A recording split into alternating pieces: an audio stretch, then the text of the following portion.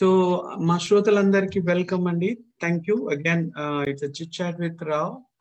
Today మనము as usual మీ అందరికీ తెలిసినట్టు ఈరోజు కిట్టు విశాప్రగడ గారి గురించి మాట్లాడతాం. ఆయనతో ఈరోజు మన చిట్ చాట్ అండి. మీకు జస్ట్ బ్రీఫ్ గా చెప్పాలి అంటే, అందం అమ్మాయి అయితే ఎలా ఉంటుందో ఇప్పటికే మనందరికి తెలుసు. కానీ చక్కటి కవిత్వం అందమైన బాణీలో ఎలా ఒదిగిపోతుందో చూడాలంటే మాత్రం కిట్టు గారు రాసిన పాటలు వినాల్సిందే మనం. ఎంత క్లిష్టమైన బాణి ఇచ్చినా అంతే అర్థవంతంగా, భావస్వరూపంగా, అందంగా రాయటంలో కిట్టుది పై చెయ్యి అని చెప్పొచ్చు మనం. కొన్ని ఉదాహరణకి పోరాదే పాటలో కదిలే కురులే జలపాతాలై ప్రాణం నువ్వే కదా, నీ కురులు సమీరాలు, నే వెతికిన తీరాలు అని కొన్ని పాటల్లోని ఆయన రాసిన రాతలండి. సో కిట్టు గారు, welcome to my show. And first of all thank you very much for accepting and to meet us over live on this show. It is the name anali it's a privilege. It's a privilege for us. And మీలో ఉన్న విద్వత్తుకి మా అందరి నుంచి సాష్టాంగ నమస్కారాలతో మీకు ఒక welcome చెప్తున్నామండి. So thank you again, welcome. So Kittu garu అండి. థ్యాంక్స్ అండి. మీరు చాలా పెద్ద పెద్ద పదాలు వాడేస్తున్నారు. నాకు నిజంగా అంత సీన్ లేదండి. ఏదో మామూలు రైటర్ అంతే. పెద్ద సాష్టాంగ నమస్కారాలు అంటే పెద్ద పెద్ద పదాలు ఎందుకు? మీలో ఉన్న విద్వత్ కండి. యాక్చువల్ మీరు చిన్నవారు కాబట్టి నేను మీలో ఉన్న విద్వత్ కన్నా యాక్చువల్గా అందుకోసమే. సో ద రీజన్ ఈజ్, ఆ పదం ఎందుకు యూజ్ చేశాను అంటే, నేను చాలా ఆలోచించాను యాక్చువల్ గా చెప్పొచ్చా లేదా అనేది. బాగా మదన పడ్డాను అనమాట, యూజ్ చేయొచ్చా లేదా అనేది. బట్ అమ్మ కటాక్షం అందరికి ఉండదండి, అలా కొంతమందికి వస్తుంది. సో ఈ ముఖంగా ఇంకొక 1 week లో నవరాత్రులు కూడా స్టార్ట్ అవుతున్నాయి కాబట్టి బేసికల్ గా ఆవిడని తలుచుకుంటూ మీలో ఉన్న ఆవిడకి మేము సాష్టాంగ నమస్కారాలని ఇలా చెప్పాను. So thank you very much, Kittu garu. So the first one is like, అంటే మనందరికీ తెలుసు మీరు ఇంజనీరింగ్ చేశారు, then you have worked in Google, then you had come up. అంటే ఇదంతా రెగ్యులర్ గా మీరు చాలా ఇంటర్వ్యూస్ లో చెప్పారు. కానీ బ్రీఫ్ గా ఒకసారి మా ఆడియన్స్ కి కూడా ఒకసారి బ్రీఫ్ గా what you did, where you did, what was the background and what was the intention of coming out of Google. అంటే మీకు అది రాయాలి, ఇంకా this is the time for me అని ఎందుకు అనిపించింది? యాక్చువల్లీ నేను ఒక లోవర్ మిడిల్ క్లాస్ ఫ్యామిలీలో పెరిగానండి. నేను మాకు పెద్దగా చాయిసెస్ ఉండవు. ఒక లోవర్ మిడిల్ క్లాస్ ఫ్యామిలీలో పుట్టి పెరిగిన వాళ్ళకి ఎప్పుడు కూడా లైఫ్ ఎక్కువ చాయిసెస్ ఇవ్వదు. మనకున్న కన్స్ట్రైంట్స్ లోనే ఒక ఫ్యామిలీని దృష్టిలో పెట్టుకుని మనం బతకాల్సి వస్తుంది. సో ఎక్స్పెరిమెంట్ చేయడానికి, రిస్క్ చేయడానికి చాలా చాలా కష్టం అవుతుంది. అట్ ద సేమ్ టైం ఏమవుతుందంటే, బాధ్యతలు అనేవి భుజాల మీద కూర్చున్నప్పుడు వాటిని మోసుకుంటూ వెళ్ళడంలో మనిషి తెలియకుండా చాలా టైం గడిపేస్తుంటాడు. వాడి శక్తి అంతా ఆ టైంకి అలా ఒలికిపోతూ ఉంటుంది. అలా మా నాన్నని చూశాను నేను. అంటే లాట్ ఆఫ్ సాక్రిఫైసెస్. ఆయన ఏం చేద్దాం అనుకుంటున్నారో, ఆయన డ్రీమ్ ఏంటో నాకు నిజంగా తెలియదు. నేను ఎప్పుడు అడిగినా నా ఫ్యామిలీ బాగుంటే చాలు, నా పిల్లలు బాగుంటే చాలు అని చెప్తారు. కానీ నేను ఇది సాధించాలనుకున్నాను లేదా నేను ఇది అవ్వాలనుకున్నాను అని ఆయన నాకు ఎప్పుడు చెప్పలేదు. ఎందుకంటే 99% మిడిల్ క్లాస్ ఫ్యామిలీస్ లో పెరిగిన వాళ్ళు ఎవరికి కూడా అలాంటి డ్రీమ్స్ ఏం ఉండవు. వాళ్ళకి తెలిసే లోపే వాళ్ళు ఉద్యోగంలో చేరాల్సి వస్తుంది. ఆ ఉద్యోగం గురించి అర్థం చేసుకునే లోపే ఇంట్లో వాళ్ళు పెళ్లి చేసేస్తారు. నా కళ ఇది అని తెలుసుకునే లోపే వాళ్ళకి పిల్లలు పుట్టేస్తారు. ఒక కుటుంబ బాధ్యత అనేది వాళ్ళ భుజాల మీద పడుతుంది. ఇది 90వ దశకం దాకా జరిగిన మెనీ మిడిల్ క్లాస్ ఫ్యామిలీస్ తాలూకు స్టోరీస్ ఇవి. నేను కూడా ఆల్మోస్ట్ అలాంటి ఫ్యామిలీ నుంచే వచ్చాను. కానీ ఎన్ని కండిషన్స్ ఉన్నా, ఎన్ని ప్రాబ్లమ్స్ ఉన్నా మా నాన్న నాకు ఇవ్వాల్సినంత ఫ్రీడమ్ ఇచ్చారు. ఏం చేయాలనుకున్నా నువ్వు చెయ్యి, నీ వెనకాల నేను ఉన్నాననే ధైర్యం మా నాన్న నాకు ఇచ్చారు. ఇంజనీరింగ్ చదివిన తర్వాత, నాన్న నేను సినిమాలో రైటర్ని అవుదాం అనుకుంటున్నాను అని చెప్తే, నువ్వు ఏమైనా చేసుకో, నన్ను డబ్బులు అడక్కు, ఒకరిని మోసం చేసి డబ్బులు సంపాదించుకోకు అని చెప్పారు. కానీ కుటుంబ పరిస్థితుల వల్ల నేను నా అంతటి నేనే ఉద్యోగంలో చేరాను. ఒక 2-3 సంవత్సరాలు ఉద్యోగం చేశాను. అప్పటికి నా చెల్లి ఇంజనీరింగ్ చదువుతోంది. ఇంటికి ఒక హౌస్ లోన్, మా చెల్లి ఎడ్యుకేషన్ లోన్, నేను ఎడ్యుకేషన్ లోన్ మీద చదివాను. ఈ భారం అంతా నాన్న మీద పడిపోతుందని ఆలోచించి నేను ఉద్యోగంలో చేరాను. ఒక 2 సంవత్సరాలు ఉద్యోగం చేసిన తర్వాత 3 సంవత్సరాలు చేశాను. మా చెల్లెలికి క్యాంపస్ ప్లేస్‌మెంట్స్‌లో జాబ్ వచ్చిన తర్వాత మా చెల్లెలంది, "ఇప్పుడు నువ్వు కావాలంటే ఉద్యోగం మానేసి నీ ప్యాషన్ చూసుకో. ఫ్యామిలీకి నేను కావాలంటే మనీ పంపించగలుగుతాను. నాకు సాలరీ వస్తుంది" అని చెప్పి. సో, అప్పుడు చెల్లిచ్చిన కొంచెం ధైర్యంతోటి నేను మా నాన్నతో ఒకరోజు ఫోన్ చేసి అర్ధరాత్రి ఫోన్‌లో మాట్లాడా. 11:30 అయింది రాత్రి ఆల్‌మోస్ట్. మావన్నీ village habits. మేము 7:30కి భోజనం చేసేస్తాం. 8:30, 9కి బెడ్ ఎక్కేస్తాం మేము. 11:30, 12కి ఫోన్ చేసినా మా నాన్న నిద్రపోలేదు. నేను నిద్రపోలేదు ఆ రోజు. నాన్నకి ఫోన్ చేసి చెప్పాను, "నాన్న నాకు 24 ఇయర్స్ వచ్చేస్తున్నాయి. నేను ఏం చేయలేకపోతున్నాను. ఈ జాబ్ అనే వరల్డ్ నేనంత డ్రీమ్ చేసింది కాదు. ఇది నేను అంత కోరుకుంది కాదు. బట్ దీనిలోనే నా నా యంగ్ ఏజ్ అంతా అయిపోతుందేమో అని భయమేస్తోంది. నా ఎనర్జీ అంతా దీనిలోకి వెళ్ళిపోతుందేమో అని భయమేస్తుందని చెప్పా. ఆ రోజు మా నాన్న అన్నారు, "నీకు 1, 2 సంవత్సరాలు నీకు ఒక్క రూపాయి కూడా రాకపోయినా బతకగలిగే పరిస్థితి ఉందా? ఆ డబ్బులు నువ్వు దాచుకోగలిగావా? అలా నువ్వు దాచుకోగలిగితే ఏదో ఒకటి చేసి నీ ఉన్న మొత్తం పీఎఫ్ అయినా ఏదో ఒకటి విత్‌డ్రా చేసేసుకొని మొత్తం అలా ఉండగలిగితే ఒక 2 సంవత్సరాలు నువ్వు ఫ్యామిలీని అడగకుండా డబ్బులు సంపాదించుకోగలను అనే కాన్ఫిడెన్స్ నీకుంటే నువ్వు ఉద్యోగం మానేసేయి. మానేసి నువ్వు ఏం చేయాలనుకుంటున్నావో అది చేసే ప్రయత్నం చెయ్యి. కానీ మా నాన్న చెప్పిందేంటంటే 100% నిబద్ధతతో, డిసిప్లిన్ తోటి నీ ఎఫర్ట్స్‌లో నువ్వు గెలుస్తావా, ఓడిపోతావా తర్వాత విషయం నీ చేతిలో లేదు. బట్ నీ ఎఫర్ట్స్‌లో నువ్వేమన్నా కాంపెన్సేషన్ తీసుకుంటే అది నువ్వు లైఫ్ లాంగ్ రిగ్రెట్ అవుతావు. ఆ ఒక్క పాయింట్ గుర్తుంచుకో అని చెప్పారు నాకు. సో, ఫలితం వచ్చినా, రాకపోయినా మనం చేసే ప్రయత్నంలో ఏ చిన్న లోపం ఉన్నా భవిష్యత్తులో మనల్ని మనం క్షమించుకోలేం. ఆ విషయం జీవితాన్ని చూసిన మా నాన్నకి బాగా అర్థమైంది కాబట్టి నాకు ఆ రోజు చెప్పారు. ఆ రోజు ఎందుకో నేను అర్థం చేసుకోగలిగానది. అందుకే ఆ కాన్ఫిడెన్స్‌తో నేను ఉద్యోగం మానేసి పూర్తిగా సినిమాల్లోకొచ్చి రచయితగా, సినిమాల్లో రచయితగా, పాటల రచయితగా ప్రయత్నం చేశాను. కానీ అప్పటికే నేను కొన్ని రాసున్నాను. 2010 ఇంజినీరింగ్ చదువుతున్నప్పటి నుంచే ఏదో ఇంటర్న్‌షిప్ లాగా ఒక చిన్న చిన్న యాడ్స్‌కి లేదా ఒక కాలేజ్ యాంథమ్ లాగా ఇట్లా చిన్న చిన్నవి రాసేవాడిని. So, Yeah. సినిమా ఫార్మాట్‌లో ఒక ట్యూన్ ఇస్తే దానికి లిరిక్ ఎలా రాయాలి అనే ఫ్యాక్టర్ నాకు ఆల్రెడీ తెలుసు కొంచెం. Oh, very అది nice. ఉపయోగపడింది. సో, 2014లో ఒక షార్ట్ ఫిల్మ్ అరుణ్ పవార్ అనే అతను చేసిన 'అదితి' అనే షార్ట్ ఫిల్మ్‌కి ఒక song complete lyrics, complete dialogues రాసాను. అది It చూసి too. So sorry. Sorry. Nandu and Geeta, um, అవునండి. the singer, right? It is the same one. Okay. 2012 సెప్టెంబర్‌లో వచ్చింది ఆ short film. Oh yeah, so, I uh remember. Short ఫిల్మ్‌కి నేను work చేసినప్పుడు ఆ షార్ట్ ఫిల్మ్ చూసి ప్రొడ్యూసర్ మారుతి గారు ఉన్నారు. Director and producer Maruthi. ఆయన Yeah. పిలిచి అరుణ్ పవార్ ఆ సినిమా డైరెక్ట్ చేసిన ఆ షార్ట్ ఫిల్మ్ డైరెక్ట్ చేసిన అరుణ్ పవార్‌కి సినిమా ఛాన్స్ ఇచ్చారు. అదే సినిమాకి నన్ను కూడా రైటర్‌గా తీసుకున్నారు.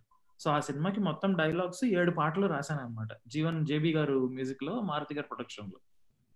So, Okay. అలా స్టార్ట్ అయింది వర్క్. కానీ నేనేమనుకున్నానంటే మొదట్లో అరే! నెలకు ఒక పాటైనా రాకపోదా? కనీసం ఒక 10,000 రాకపోతాయా అని అనుకున్నాను. కానీ మనం ఒక పాట రాస్తే అది ఎప్పుడు రికార్డ్ అవుతుందో, ఎప్పుడు ఓకే అవుతుందో, ఎన్ని చేంజెస్ ఉంటాయో, ఎప్పుడు డబ్బులు ఇస్తారో, అసలు ఇస్తారో ఇవ్వరో, ఈ విషయాలన్నీ 2014, 15, 16 ఈ 3 ఇయర్స్ కూడా హార్డ్ హిట్టింగ్ ఇయర్స్ అన్నమాట నాకు.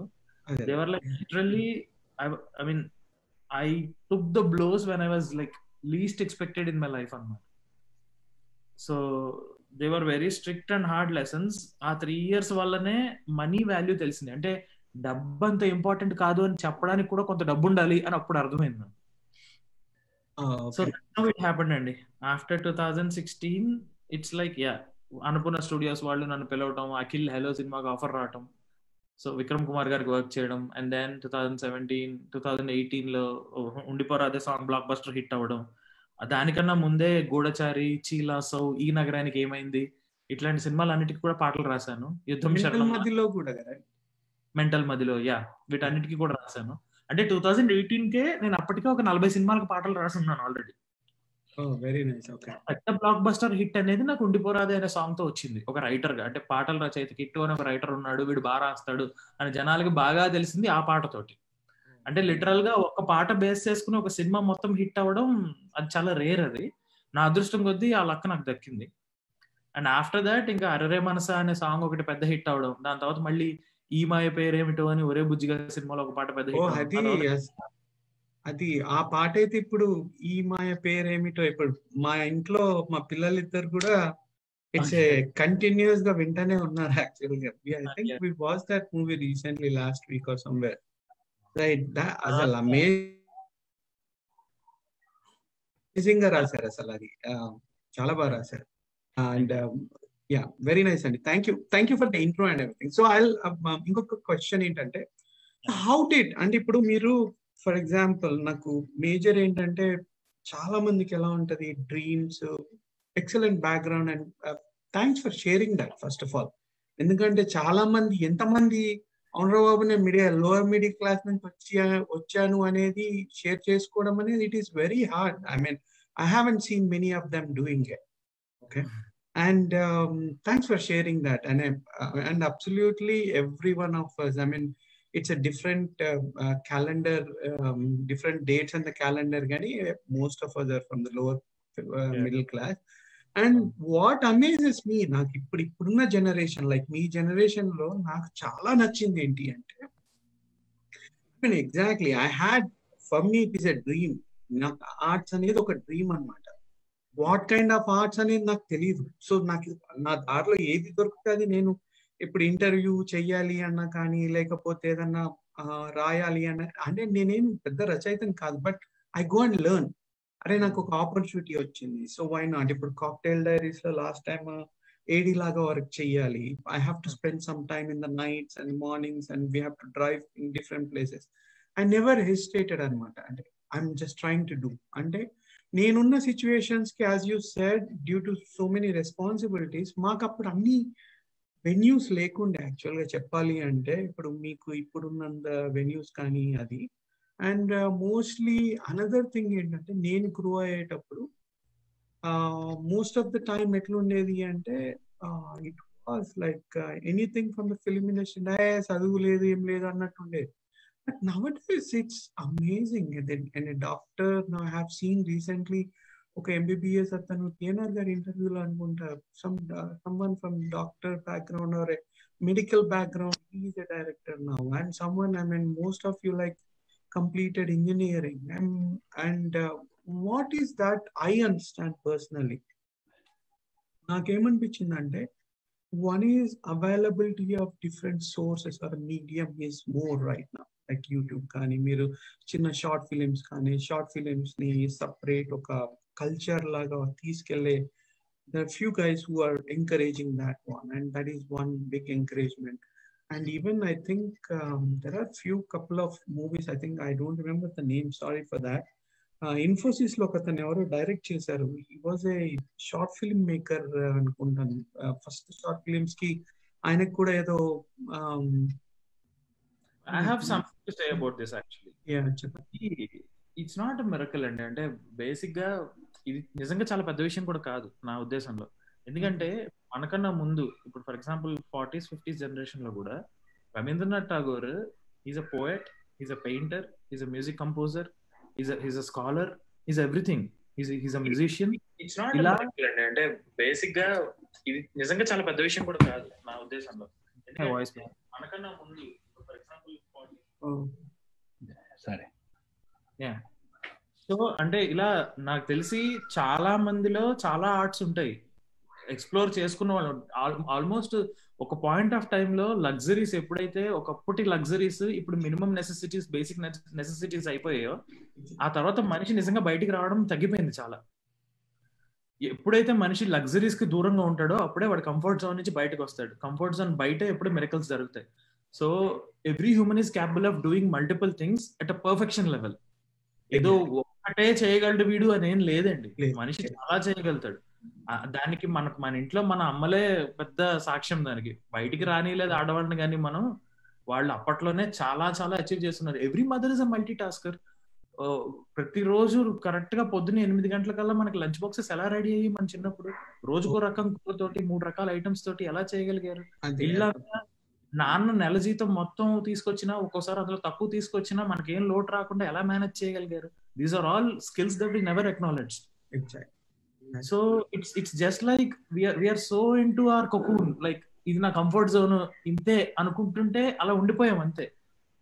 So if there is a possibility that everybody can achieve lot of stuff, మనం ఆ కోకూన్ నుంచి బయటికి రాగలిగితే then we can show the colours and see the world.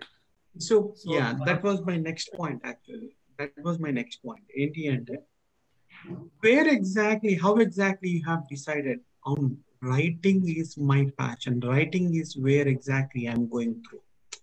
Is where I want to be a lyricist అని. ఇప్పుడు చాలా మందికి కూడా ప్యాషన్ ఉంటుంది, కానీ where exactly identifying that one is it takes lot of time for everyone. ఇప్పుడు let's take an example of mine itself. ఏంటిరా అంటే బాబు, I going to there is no complaints of anything. కాకపోతే ఏంటంటే I go with the flow.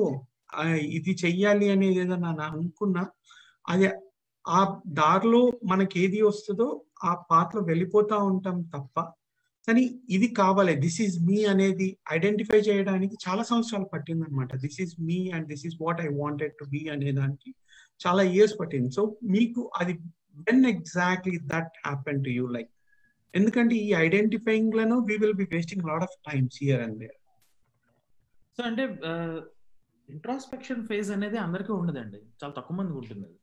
నా వరకు ఏంటంటే personal గా I'm a man of like you know people. I always wanted somebody around me. అంటే నాకుంది, నా కంఫర్ట్ జోన్ నాకుంది, కానీ నాకు ఎప్పుడు ఎవరో ఒకరు కనపడాలి నా చుట్టుపక్కల. ఎక్కువసేపు నేను ఒంటరిగా స్పెండ్ చేయలేను అనమాట. సో ఈ చిన్నప్పటి నుంచి కూడా నేను పల్లె వాతావరణంలో పెరిగాను, ఒక జాయింట్ ఫ్యామిలీలో పెరిగాను.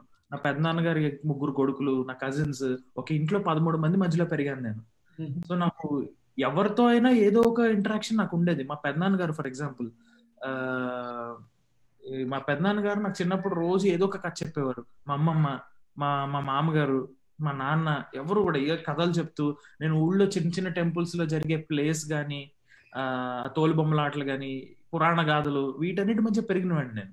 సో నేను ఎప్పుడైనా స్కూల్కి వెళ్ళిన తర్వాత కూడా సరదాగా స్కూల్లో అందరి ముందు మిమిక్రీలు చేయడం, టీచర్స్ ని కానీ సినిమా యాక్టర్ని కానీ ఇమిటేట్ చేయడం, ఇలాంటివన్నీ చేసేవాడిని. కల్చరల్ ప్రోగ్రామ్స్ అంటే చాలా యాక్టివ్గా ఉండేవాడిని. నేను ఒక జావా ప్రోగ్రామ్ రాసి ఇంటికి వచ్చి, అమ్మ నేను జావాలో ప్రోగ్రామ్ రాశానంటే అవునా అనేది, అమ్మ చిరంజీవి ఎలా మాట్లాడతాడో తెలుసా అని చేసి చూపిస్తే మా అమ్మ ఫ్యాసినేటింగ్ గా చూసేది. So what fascinates my people, art is fascinating my people, the way I'm expressing things is fascinating my people. And ఎప్పుడు కూడా నేను నా చుట్టుపక్కల ఉన్న వాతావరణం ఎప్పుడు నవ్వుతూ హ్యాపీగా ఉండాలి. ఎవరైనా ఏదైనా ఇబ్బంది పడుతుంటే ఆ ఇబ్బంది నా ఇబ్బంది అయిపోతుంది కాసేపట్లో, ఆ మనిషి నా సొంత మనిషి అవ్వాల్సిన అవసరం లేదు. సో ఇలాంటివన్నీ జరుగుతున్నప్పుడు ప్రతి మనిషికి ఏదైనా, ఫర్ ఎగ్జాంపుల్ ఒక వాటర్ ఫాల్, ఒక సీనరీ చూస్తే కొంతమందికి అది చూస్తే ఒక ట్యూన్ వస్తుంది మైండ్ లోకి. కొంతమంది అది చూడగానే దాన్ని పెయింట్ వేసేయాలనుకుంటారు మైండ్ లో పెట్టుకుని. కొంతమంది డాన్స్ చేస్తారు, కొంతమందికి పోయిటరీ వస్తుంది. నాకు అలా పోయిటరీ వచ్చేది. మన ఇంజనీరింగ్ కి కాలేజ్కి సైకిల్ మీద వెళ్ళేవాడిని నేను, ఇంటి నుంచి కాలేజ్కి. ఆ 8 కిలోమీటర్ల సైకిల్ రైడ్ లో ఈ తోటలు, కొబ్బరి తోటలు, జామ మొక్కలు, చెట్లు, చెరువులు ఇవన్నీ కనిపించేవి దారిలో. ఏదో కమ్యూనికేషన్ జరుగుతున్నట్టు అనిపించేది నాకు. సో ఏదో ప్రతి ఆర్టిస్ట్ కి ఒక ఆర్ట్ ఫామ్ ఏది ఉన్నా గానీ వాడు చెప్పాలనుకున్న ఆర్ట్ ఒకటే. సో అలా నాకు పోయిటరీ వచ్చేది లోపల నుంచి బయటికి. అనుకోకుండా పాటలు కలిగేవి, అలా ఆసుగా పాడేసుకుంటూ వెళ్ళిపోయేవాడిని. ఇంటికి వచ్చిన తర్వాత గుర్తున్న మట్టుకు పేపర్ మీద రాసుకునేవాడిని. ఆ ప్రాసెస్ నాకు నచ్చేది. ఒక పాయింట్ ఆఫ్ టైం వచ్చిన తర్వాత ఇది నా ప్రొఫెషన్ ఎందుకు అవ్వకూడదు, ఇది నాకు చాలా ఎంజాయ్మెంట్ ఇస్తుంది కదా అని అనుకున్నాను. So when I was like around 17 or 18 I thought maybe I can consider this. నాకు ఫ్రాంక్ గా చెప్పాలంటే 21 years కి బీటెక్ అయిపోతుంది, 22 years కి జాబ్ వచ్చేస్తుంది, 24 ఏళ్ళకి పెళ్లి చేసేసుకోవచ్చు, 25 వరకు పిల్లలు పుట్టేస్తారు, నా లైఫ్ సెటిల్ అయిపోయింది, ఇలా అనుకునేవాడిని నేను అప్పట్లో టీనేజ్ లో ఉన్నప్పుడు. But once I decided like you know ఈ 20-21 years వచ్చే టైంకి ఓకే, సినిమా చిన్నప్పటి నుంచి సినిమా అంటే నేను ఊహించుకోవడానికి కష్టపడాల్సిన అవసరం లేని పాసిబిలిటీ క్రియేట్ చేస్తుంది నాకు సినిమా. అంటే ఒక దేవుడి గురించి కానీ, ఒక ఇంపాసిబుల్ సిచ్యువేషన్ కానీ నేను ఊహించుకోవాలంటే ఒక సినిమా రెఫరెన్స్ వచ్చేది నాకు మైండ్ లోకి. దూరదర్శన్ లో సాయంత్రం 4 గంటలకు ఆదివారం సినిమా వస్తుంది, కూర్చుని అది ఏ భాష అయినా ఏమైనా ఏం అర్థం కాకపోయినా ఊరికే అలా చూసేవాళ్ళం. ఆ ఇమేజెస్ అన్ని మైండ్ లో తిరిగేవి. సో సినిమా అనేది నాకు ఎప్పటికీ ఒక పెద్ద ఫ్యాసినేషన్. మా ఊళ్ళో తెరలు కట్టి సినిమాలు వేసేవారు గుళ్ళ దగ్గర. ఇంట్లో వాళ్ళందరూ, ఊళ్ళో వాళ్ళందరూ పనులు మానేసి అలా కూర్చునేవారు. కులమత తారతమ్యాలు లేకుండా అందరూ పక్క పక్కన కూర్చుని ఒకేలా విజిల్స్ వేసేవారు, ఒకేలా చప్పట్లు కొట్టేవారు. అంటే సినిమాకి ఎంత పవర్ ఉందా, నిజంగా మనుషుల్ని కలపగలదా, ఇన్ని విషయాలు నేర్పగలదా సినిమా, ఇంత రిలాక్సేషన్ ఇవ్వగలదా అని నాకు ఫ్యాసినేషన్ సినిమా అంటే. అందుకని రైటింగ్ ని సినిమాని కలిపే ప్లాట్ఫామ్ ఏముంది అంటే, you can be a cinema writer, you can be a dialogue writer, you can be a lyric writer, you can be a poet. ఈ ఫార్మాట్ నాకు సినిమా కల్పించింది కాబట్టి నేను ఒక సినిమా రైటర్ అవ్వాలనుకున్నాను. అలా నాకు ఒక 19-20 years వచ్చేసరికి ఓకే, మనం రాసే పాటలు సినిమా లెవెల్ కి సరిపోవచ్చేమో, ట్రై చేద్దాం అని అలా అనిపించింది నాకు. That's how when I decided that I want to become a writer. So ఆ రాసే ఆ ఏజ్, ఆ టైంలో మీకు ఏదన్నా డిస్కరేజ్మెంట్, ఈ సినిమాకి ఏం పనికి వస్తాయి అలా అందం ఎవరన్నా? నన్ను ఎవరు డిస్కరేజ్ చేయలేదండి. ఎవరు డిస్కరేజ్ చేయలేదు, కానీ ఎవరు ఎంకరేజ్ చేయలేదు. బట్ అట్లీస్ట్ డిస్కరేజ్ చేయలేదు. బేసిక్ వదిలేసి సినిమాలకు వెళ్తున్న టైంలో డిస్కరేజ్ చేశారు. యాక్చువల్లీ చాలా గొడవలు అయిపోయాయి. మా నాన్న నాకు బయటికి చెప్పలేక, ఇన్ఫాక్ట్ ఇంట్లో కొన్ని రోజులు కొంతమంది నాతో మాట్లాడని సిచ్యువేషన్స్ కూడా ఉన్నాయి. That's okay. ఐ మీన్ ఎందుకంటే వాళ్ళకి ఉంటుంది కదా, ఐ మీన్ లైక్ నీ సరిగా ఉన్నప్పుడు వదిలేసి వెళ్దాం. Emotional ride where I was like, ఏంటి నేను అంటే, ఒక మనిషి ఏ పనైనా చేసేది సంతృప్తి కోసం, ప్రశాంతత కోసం. ఒక పాయింట్ సింపుల్ గా చెప్పాలంటే, ఏ మనిషి అయినా బతికేది చాలా సుఖంగా చచ్చిపోవడానికి. Nobody wants to suffer. But నేను ఒకటి సాధించాలి, ఒకటి చెయ్యాలి అనుకుంటున్నప్పుడు నా చుట్టూ ఉన్న వాళ్ళందరూ డిసప్పాయింటింగ్ గా, నా వైపు జాలిగా చూస్తూ, కొంతమంది కోపంగా చూస్తూ, కొంతమంది బాధగా చూస్తుంటే, నేను బిల్డ్ చేసుకున్న సామ్రాజ్యం కూలిపోయి ఇంకోటి ఏదో వచ్చేసింది ఇక్కడ. ఆ వరల్డ్ నన్ను చాలా డిస్కరేజ్ చేసింది ఒక over a period of 2 to 3 years. That's where I said 2014, 15, 16 వర్ పథెటిక్. నా వల్ల కాదన్నమాట, నేను భరించలేకపోయాను అదంతా. బట్ ఏదో అంటే లోపల ఎక్కడో మనసులో ఎక్కడో మిగిలిపోయిన ఒక చిన్న డ్రాప్ ఆఫ్ కాన్ఫిడెన్స్ ఉంటుంది. దాన్ని కష్టపడి పట్టుకుని బయటికి తీసి దాని ముందుకు వెళ్ళాలి. ఎందుకంటే ఒక చుక్క అమృతం జాలిగా ఒక మనిషి ఇమోర్టల్ అయిపోవడానికి, దేవత అయిపోవడానికి. So that is what is all about. So that just scrape that one drop of something you have in your head. Exactly. I can't agree more. So మీరు అంటే మీరు గ్రో అప్ అయిన విలేజ్ ఎక్కడ? I mean Amalapuram అండి, east Godavari. Amalapuram అది town, అది basic గా. కానీ మా వాళ్ళు కొంచెం అగ్రికల్చర్ బేస్డ్ ఫ్యామిలీ మాది. మా అమ్మది మొండపలంక అని చిన్న పల్లెటూరు. ఓకే. అంటే మా ఇంట్లో ఉన్న అలవాట్లు, ఫుడ్ హ్యాబిట్స్ కానీ, లైఫ్ హ్యాబిట్స్ కానీ, ఇవన్నీ కూడా పల్లెటూరి అలవాట్లే అనమాట. అంటే చాలా మందిని మీరు అబ్జర్వ్ చేస్తే, మీరు దేశాలు దాటి వెళ్ళినా కూడా you cannot take the village out of a persons life, right? So born and raised. So okay, very nice. So let's come into your writings. And first of all, మీరు నేను రీసెర్చ్ చేసిన దాన్ని బట్టి మీకు 2012 లో ఎటు చూసిన నువ్వే మూవీకి మీరు ఫస్ట్ రాశారు, right? Is it the right statement? అవునండి. So మీరు అంటే how does this happen? What is the process? I mean, like, let me ask the process of మీకు no break and me voice breaking. I said it's a long story. So so how the process goes through? I mean, like, can I for అంటే ఇప్పటి వరకు మీరు share చేశారు what the journey you have gone through. So when it comes to your writing, how this happens? So directors మీకు scene explain చేయడం కానీ, దాని తర్వాత how the journey goes on, మీకు అంటే మీరు ఫేస్ చేసిన some challenges in writing or something, if you can share with us. Initial గా నా మైండ్ సెట్ ఎలా ఉండేదంటే అండి, అంటే ఎటు చూసినా నువ్వే కన్నా ముందు కూడా ఇంకా చాలా సినిమాలకు రాశాను నేను. ఒక 4-5 సినిమాలకు రాశాను. 2010 రాశాను నేను. కానీ అవి ఏమీ రిలీజ్ కాలేదు. They didn't materialise. షూట్స్ జరగలేదు, అవి రికార్డ్ అవ్వలేదు. సాంగ్స్ కొన్ని రికార్డ్ అయిన సాంగ్స్ కూడా చాలా లేట్ గా, అంటే 5-6 ఏళ్ల తర్వాత రిలీజ్ అయ్యాయి కొన్ని. బట్ ఫస్ట్ ఇది రిలీజ్ అయింది ఎటు చూసినా నువ్వే అని. But basically, I have to take you back to like 2006, where I was doing my engineering first year. I was a 17-year-old. ఆ టైంలో అమలాపురంలో ఇంటర్నెట్ కూడా డైలప్ కనెక్షన్ ఉండేది మాకు. అంటే లిటరల్ గా ఇంటర్నెట్ కనెక్ట్ చేసి టీ దగ్గర రావచ్చు, అప్పుడు అనేది అనమాట. అది అంత టైం పెట్టేది. సో అలాంటి సిచ్యువేషన్ లో యూట్యూబ్ అనేది అసలు తెలియదు మాకు అప్పుడు. చాలా రేర్ అది. ఆ టైంలో నేను ఒక షార్ట్ ఫిల్మ్ చేశాను. అది చాలా మంది ఫ్రెండ్స్, ప్రవల్లిక, అరవింద్ అని నా క్లాస్మేట్స్, వీళ్ళంతా హెల్ప్ చేయడం వల్ల ఒక చిన్న షార్ట్ ఫిల్మ్ చేశాను. ఆ షార్ట్ ఫిల్మ్ చాలా కాంపిటీషన్స్ లో పెట్టడం ద్వారా నాకు చాలా మంది పరిచయం అయ్యారు. పెద్ద పెద్ద కాలేజెస్ కి వెళ్ళగలిగేవాడిని. అంటే అమలాపురంలో మండుకంలో ఉండిపోకుండా నేను చుట్టుపక్కల ఉన్న సిటీస్ కి వెళ్ళగలిగేవాడిని. గీతం కాలేజ్ వైజాగ్, హైదరాబాద్ CBIT, ఇట్లా చాలా కాలేజెస్ లో విన్ అయ్యాను నేను కాంపిటీషన్స్ లో, కల్చరల్ కాంపిటీషన్స్ లో, including short film thing. So అలా సినిమాల మీద ఇంట్రెస్ట్ పెరిగిన తర్వాత ఒకానొక ఈవెంట్ లో రఘు కాలేజ్ విశాఖపట్నంలో నాగచైతన్య గారు యాక్ట్ చేసిన జోష్ సినిమా టీం అక్కడికి వచ్చింది. అక్కడికి వచ్చి సినిమా గురించి ఏమైనా మాట్లాడమంటే నేను వెళ్ళి సినిమా గురించి మాట్లాడా స్టేజ్ ఎక్కి. వాళ్ళు యాక్చువల్లీ తర్వాత చెప్పారు నాకు, ఇట్స్ కాంపిటీషన్, ఎవరు బాగా మాట్లాడితే వాళ్ళని హైదరాబాద్ పిలుస్తాము అది ఇది అని. సో హైదరాబాద్ పిలుస్తారని నమ్మకం నాకైతే కలగలేదు. కానీ వాళ్ళు యాక్చువల్లీ ఫోన్ చేసి టికెట్స్ అన్ని కూడా వాళ్ళే బేర్ చేసి హైదరాబాద్ పిలిచారు. హైదరాబాద్ వచ్చిన తర్వాత ఆ set of hundreds of people నుంచి ఒక 500 పీపుల్ నుంచి 80 పీపుల్, 80 నుంచి 25 నుంచి టాప్ 5 తీసుకున్నారు. ఆ టాప్ 5 లో కూడా నేను ఉన్నాను అనమాట. అందులో వన్ ఆఫ్ ది రౌండ్స్ లో మీకున్న టాలెంట్ ఏదైనా చూపించచ్చు అంటే నేను నా ఓన్ గా రాసిన సాంగ్స్ ని వాళ్ళకి పాడి వినిపించాను. You have a quality of running lyric writer, నువ్వు ఒక సినిమాలకి లిరిక్స్ రాయగలిగే స్ట్రెంగ్త్ నీకు ఉంది, నువ్వు సినిమాలోకి రావచ్చు అని అప్పుడు చెప్పారు నాకు. So when I got confidence and after engineering నేను ట్రై చేసినప్పుడు అప్పుడు ఒక చిన్న సినిమా కాక్టైల్ అని చెప్పి వాసు జొన్నలగడ్డ అని ఒక ఆయన, వాచస్పతి జొన్నలగడ్డ అని ఒక ఆయన పిలిపించారు నన్ను నా గురించి విని, ఫేస్బుక్ చూసి పిలిపించినప్పుడు నేను వెళ్ళి కలిస్తే అక్కడ నా పాటలు అవి వినిపిస్తే ఆయన మ్యూజిక్ డైరెక్టర్ విశ్వనాథ్ ఘంటసాల గారికి నన్ను పరిచయం చేశారు. ఈ విశ్వనాథ్ ఘంటసాల గారు నాకు సిచ్యువేషన్ ఎక్స్ప్లెయిన్ చేసి ట్యూన్ ఇచ్చారు. ట్యూన్ ఇస్తే నేను ఎటు చూసిన నువ్వేలో ఒక సాడ్ సాంగ్ రాశాను ఫస్ట్. అది ఫస్ట్ వర్షనే ఓకే చేస్తారు వాళ్ళు, చాలా బాగుంది. కానీ నేను రాసిన పల్లవి వేరు, వాళ్ళు పెట్టిన పల్లవి వేరు అన్నమాట అందులో. సో నాకు అర్థం కాలేదు, ఇదేంటి నేను రాసింది వేరు వాళ్ళు పెట్టింది వేరు, వాళ్ళు కొన్ని మిస్టేక్స్ ఉన్నాయి అందులో, మన పేరు మీద పాట బయటకు వచ్చిందే ఎలాగా అని. So that was where I was trying to understand cinema. ఒక సినిమా పాట ప్రక్రియ ఎలా ఉంటుంది అనేది నాకు అప్పుడు అర్థమైంది. అంటే మనం రాసింది మనకి బాగుంది అనిపిస్తే సరిపోదు, ఆ పాట సినిమాలోకి ఎక్కాలంటే డైరెక్టర్ ఆ పాటలో ఏం చూపించాలనుకుంటున్నారో అది మనం రాయాలి.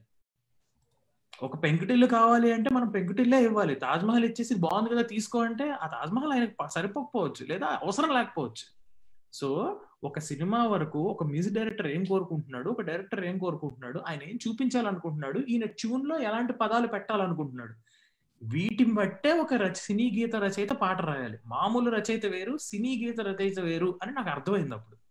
That was the time when I understood the difference. Because poet writing for a book is different. So target audience ని బట్టి మనం చేసే వర్క్ మారుతూ ఉంటుంది అని. సో ఒక సినీ గీత రచయితకు ఉండాల్సిన క్వాలిటీస్, ఆ రచయిత చేయాల్సిన పని ఏంటంటే దర్శకుడి దగ్గర కథ తెలుసుకుని, ఆ పాట ఏ సందర్భంలో వస్తుందో తెలుసుకుని, ఆ పాట మ్యూజిక్ డైరెక్టర్ ఏ ట్యూన్ ఇస్తే ఆ ట్యూన్ లో జనాలకు అందరికీ అర్థమయ్యే సింపుల్ భాషలో డైరెక్టర్ తీయగలిగే విజువల్ కి తగినట్టుగా తన పాత్రలు బిహేవ్ చేస్తున్న తీరును బట్టి వాళ్ళకి సరిపోయే భాష వాడుకుంటూ సింపుల్ పదాలతో మ్యూజిక్ డైరెక్టర్ ఇచ్చిన ట్యూన్ తాలూకు సౌండ్ సెట్ అయ్యేలాగా పాట రాయాలి. అది ఒక్క మాటలో చెప్పాలంటే చేతులకు సంఖ్యలు వేసుకుని వీపు గోక్కోవాలి అని అర్థం. Okay, got it. Okay. Yeah. Thank you. Thanks for sharing that one. So another quick question ఏంటంటే, I got a question from Raghukull Tilak. You know Raghukull Tilak, right? Raghukull Tilak. Okay, Raghukull అంటే Raghukull Tilak. మేము he నా బాల్య మిత్రుడు. నాకు చాలా ఇష్టం రఘుకుల్ తిలక్ మోకిరాల కదా. So he's పాట రాశారు పట్టి పట్టి నన్నే చూస్తా అంటే. అది exactly. So we grew up on the same, I mean we are from the same town and we grew up childhood లో కలిసి పెరిగాము. సో నిశి శశులతో మీకున్న సంబంధం ఏంటి? చరణాల్లో నిశి శశి పక్క పక్కనే వచ్చిందంటే అది మీరు రాసిందే అయి ఉంటుంది. I think I'm married to Moon. Okay. That's nice. Okay. There is a small philosophy that I really like about చీకటికి చందమామకి ఉండే చిన్న సంబంధం నాకు చాలా నచ్చుతుంది. ఏంటంటే బేసిక్ గా రాత్రి అనేది చాలా మందికి చాలా వెసులుబాట్లు కల్పిస్తుంది. Night is privacy. సో ఒక ప్రైవసీలోకి నేను ఇంట్రూడ్ అవ్వాలి అంటే నాకు ఒక చిన్న హెల్ప్ కావాలి. ఆ హెల్ప్ మూనే చేస్తుంది. ఆ చిన్న చిన్న వెలుతురులు అక్కడక్కడ చూపిస్తూ. సో పగటిపూట జరిగే అక్రమాలు రాత్రిపూట మామూలు కార్యక్రమాలు అయిపోతాయి ఆ చీకట్లో. సో పగటిపూట 10 మంది మధ్య చేయలేనివి రాత్రిపూట చీకట్లో చేసుకోవచ్చు. ఆ చిన్న చిన్న ఇబ్బందుల్లోనూ ఇరకాటాల్లోనే అద్భుతాలు పుడతాయి. నాకు అందుకే చీకటి అంటే చాలా ఇష్టం, అందుకే చందమామ అంటే ఇష్టం. అలాగే చీకటి చందమామ ఎప్పుడు కలిసి ఉండవు. 15 రోజులు కలిసి ఉంటే 15 రోజులు కలిసి ఉండవు. వాటి మధ్య ఉన్న అండర్స్టాండింగ్ ఎందుకో నాకు బాగా ఇష్టం. వెళ్ళిపోయింది కదా అని చెప్పి నువ్వు ఎప్పుడు రాకని చీకటి చెప్పదు, ఉంటే బాగుంది కదా అని ఎప్పటికీ ఉండిపోవాలని చందమామ అనుకోదు. There is a mutual agreement. So I don't know why but I'm kind of drawn towards the chemistry of darkness and moon and I don't know, I just love it. Thank you అండి. And Kiran Kumar Karnati ఆయన అడిగారు, so how do you do multitasking? అంటే like dialogue writer and lyricist గా ఎలా చేస్తారు? It was difficult earlier. అది frankly speaking నేను ఇప్పటికీ కూడా డైలాగ్ రైటర్ గా ఒక పెద్ద హిట్ సినిమా అయితే ఇవ్వలేదు. మామూలుగా యావరేజ్ సినిమాలే ఇచ్చాను అన్ని.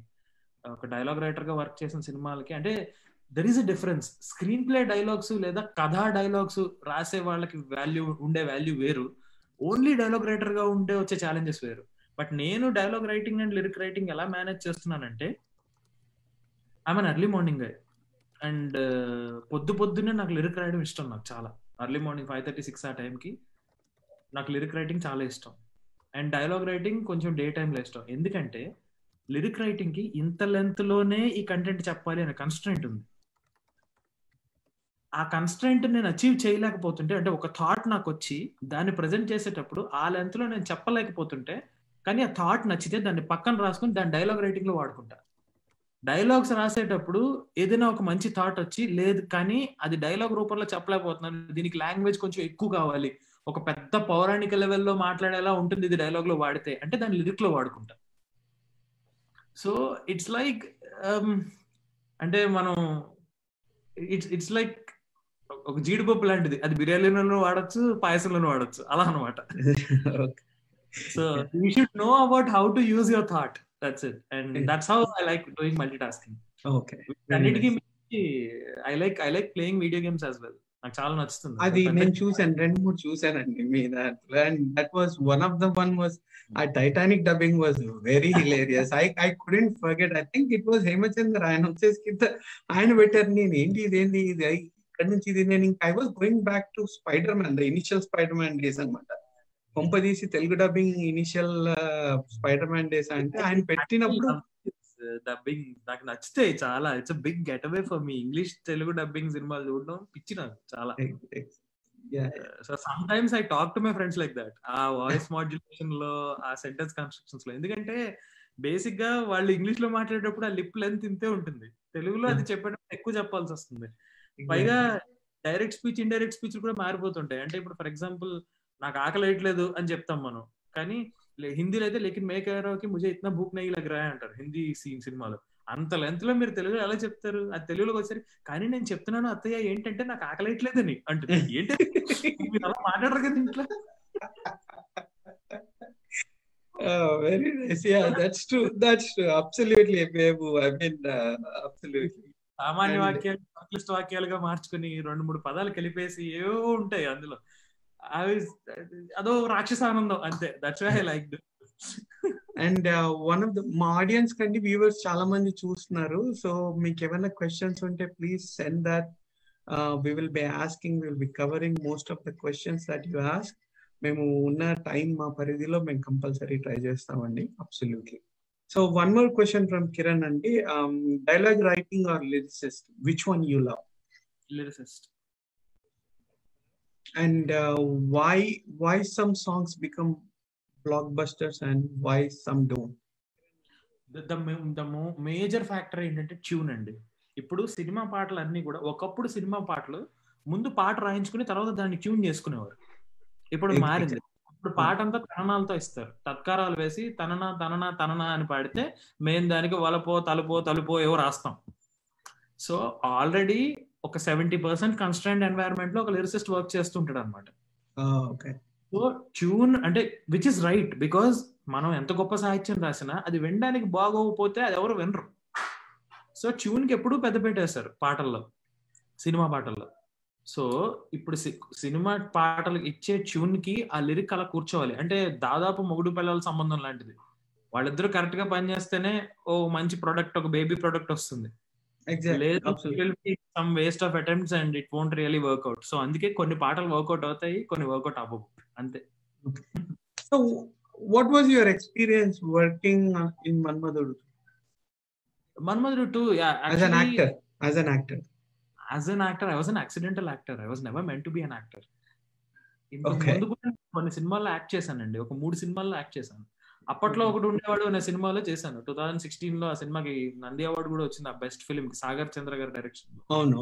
I worked as a writer and ఒక చిన్న లాయర్ క్యారెక్టర్ కూడా చేశాను అందులో నేను. So what I feel is acting is most of common sense. It's 60% common sense and 40% behaviour.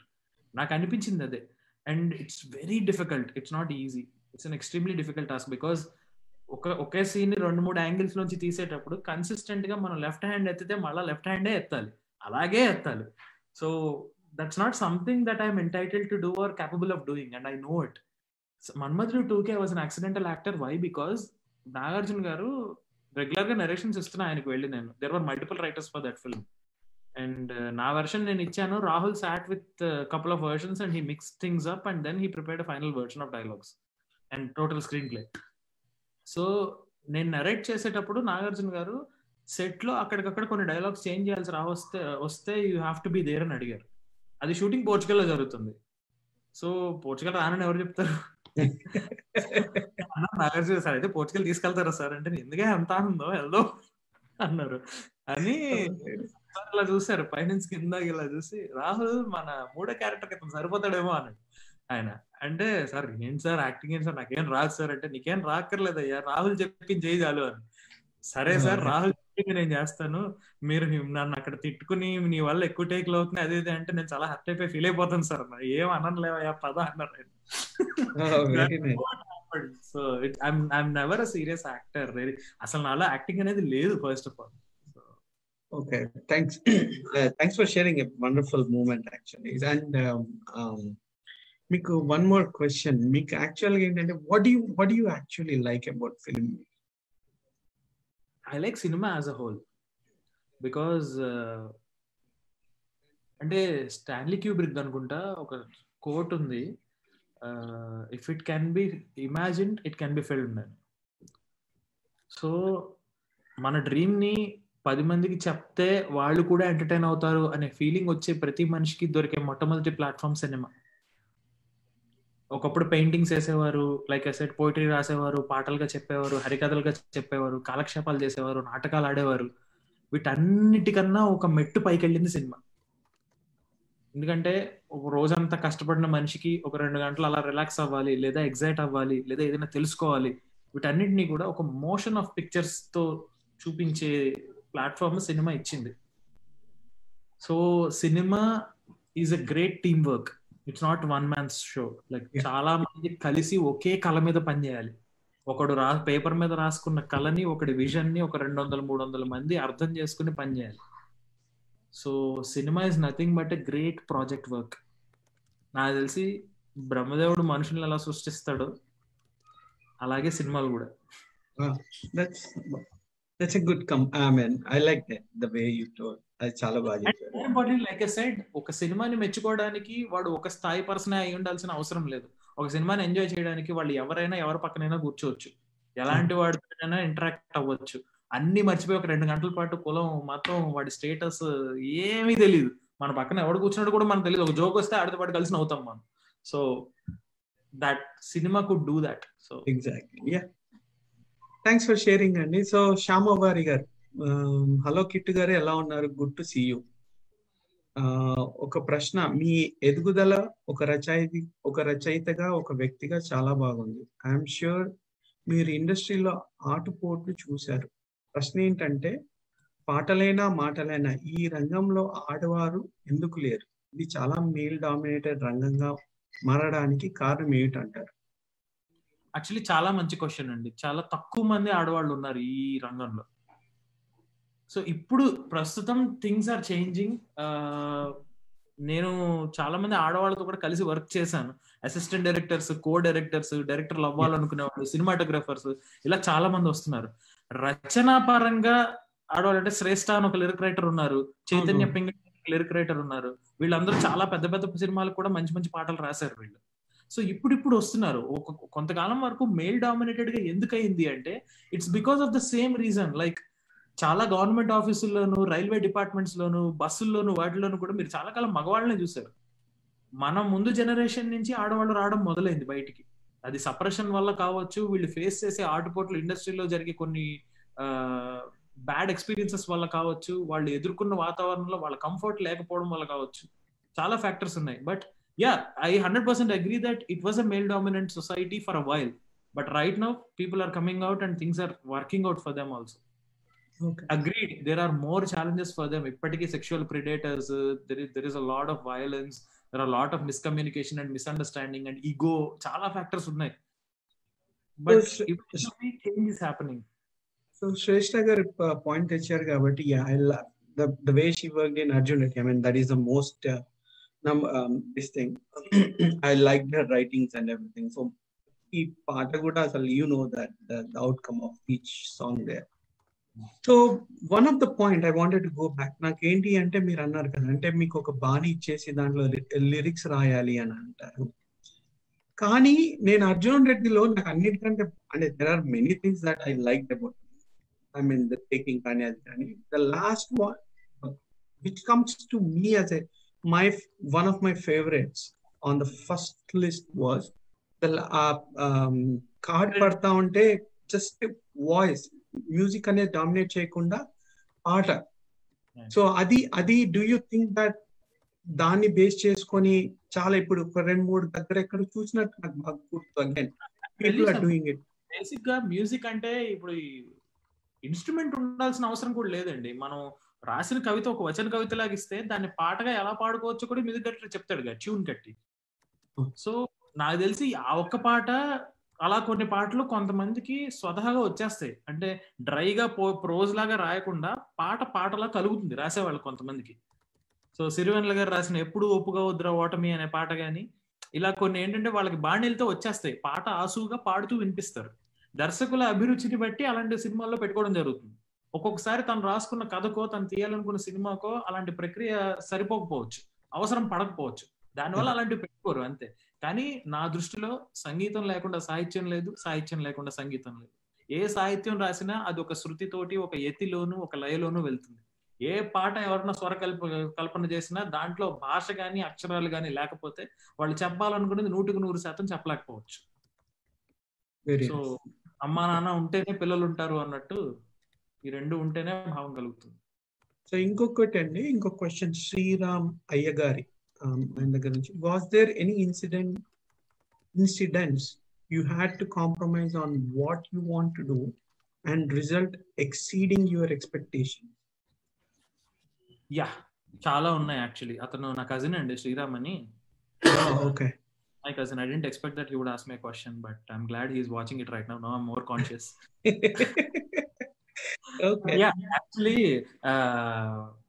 నేను రాసిన కొన్ని పాటలు ముందు నేను రాసుకున్న వెర్షన్లు ఈ చాలా బాగున్నాయి కదా, ఇది ఎందుకు తీసుకోవట్లేదు అని ఓ తెగ గింజుకుపోయి అయిపోయింది, ఇది వర్కౌట్ అవుదు అని అనుకున్నవి మంచి హిట్లు అయ్యాయి.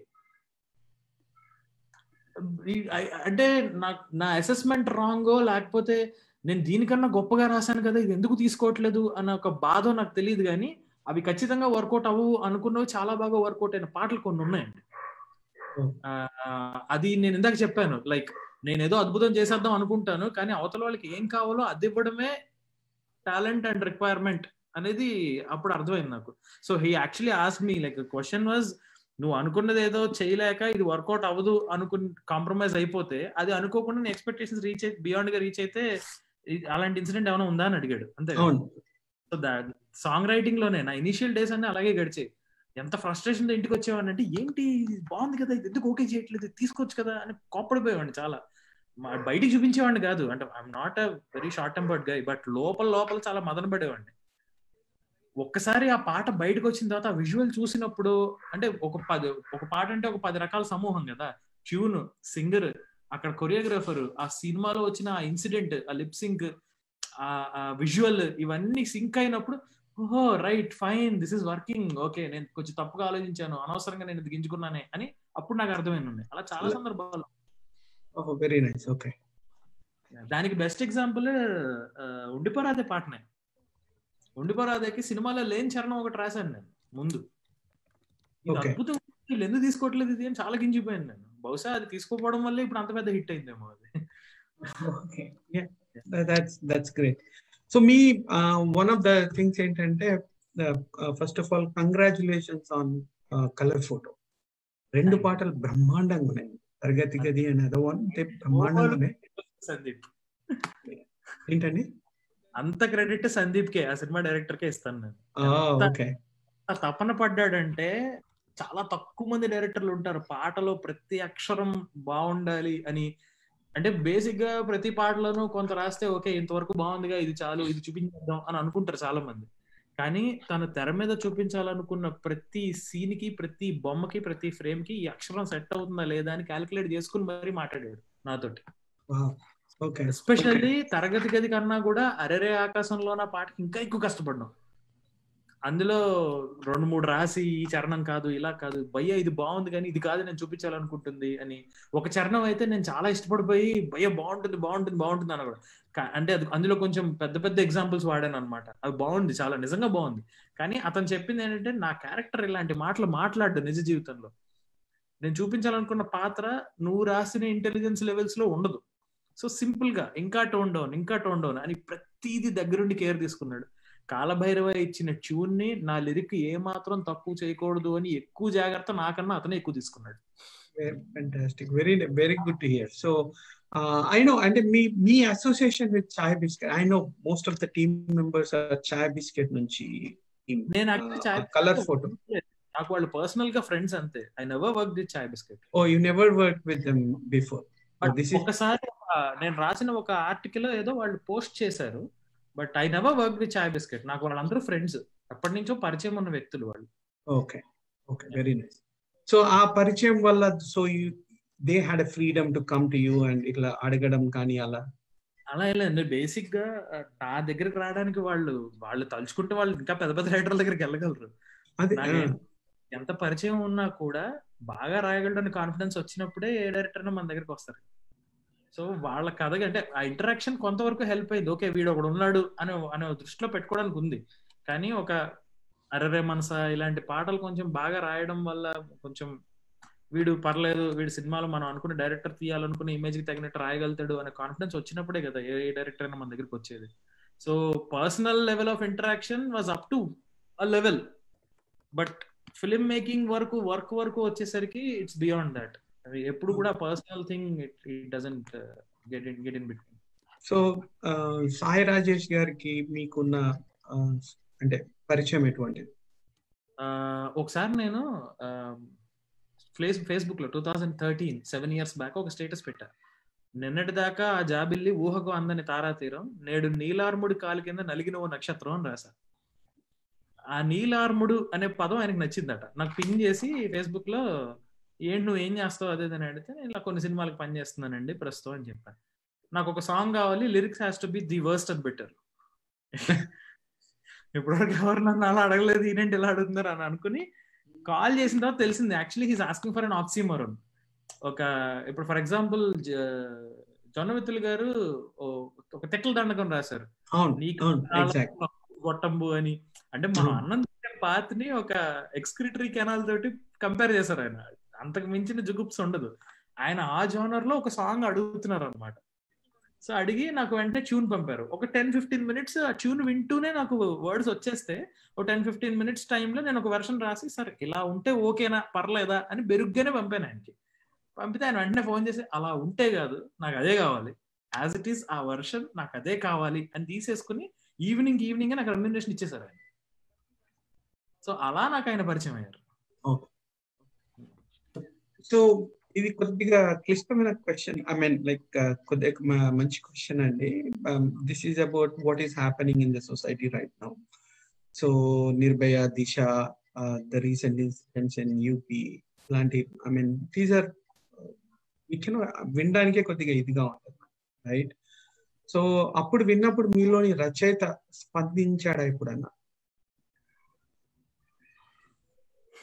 స్పందించడం అంటే బేసిక్ గా ఇలాంటి సందర్భాల్లో వచ్చినప్పుడు రచయిత కన్నా ముందు మనిషి చెల్లించిపోతాడండి. నేను ముఖ్యంగా ఇంట్లో ఆడవాళ్ళ మధ్య పెరిగిన వాడిని. నేను I grew up with women, lot of cousins, అమ్మ, అత్త, పిన్ని ఇలాంటి రిలేషన్షిప్స్ మధ్య పెరిగిన వాడిని నేను. ఆ అట్రాసిటీస్ చూస్తున్నప్పుడు నిజం చెప్పాలంటే అక్షరాలు కూడా రావు, ఏడుపు కూడా రాదండి. ఒక మనిషి, ప్రతి మనిషికి నాకు తెలిసి ఏడవడం కన్నా భయంకరమైనది ఇంకోటి ఉంది, అది ఏడుపు రాకపోవడం. అది మనం ఎంత స్ట్రగుల్ అయినా మనకి టీయర్స్ రావు కొన్ని సందర్భాల్లో. అండ్ అది అబద్ధం అయితే బాగుండవు అని గిలగలా కొట్టుకుంటాం చాలా సార్లు. మనం కళ్ళెదురుగా నిజంగా అనిపిస్తూ ఉంటుంది, కానీ అది ఎందుకు నమ్మబుద్ధి కాదు, సింక్ అవ్వదు, అది అబద్ధం అయితే బాగుండవు అని. అలాంటి సందర్భాల్లో మాటలు ఫెయిల్ అవుతాయి. అది అలాంటి సిచ్యువేషన్ లో కాళిదాస్ కూడా వర్ణించలేనంత బాధ ఉంటుంది నాకు తెలిసి ఆ మనుషులకి. మనం మాక్సిమం ఏం చేయగలుగుతాం, సైలెంట్ గా అలా కూర్చుని ఎందుకు జరుగుతున్నాయి ఇవి అని. నాకు అంటే this is a train of thoughts actually. ఆ ఒక్క పర్టికులర్ థాట్ గురించి ఆలోచించలేం, దాని నుంచి ఇంకోటి అలా వెళ్ళిపోతే అసలు ఫైనల్ గా నిజంగా దేవుడు అనేవాడు ఉన్నాడనే క్వశ్చన్ వస్తుంది.